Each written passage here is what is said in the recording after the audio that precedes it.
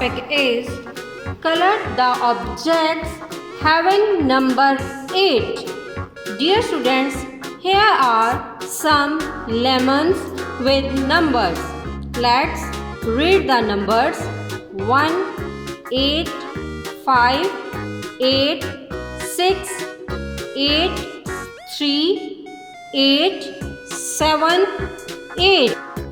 Okay. Now let's color the lemons with number 8. Dear students, here are some balls and dolls. This is ball. How many balls are there? Let's count. 1, 2, 3, 4, 5, 6, 7, 8. 8 balls. Let's color number 8. This is doll.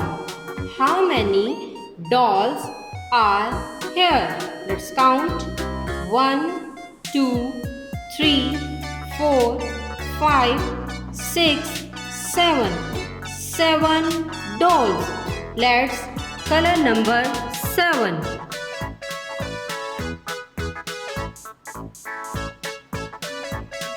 I hope you understood this lesson. Take care. Allah Hafiz.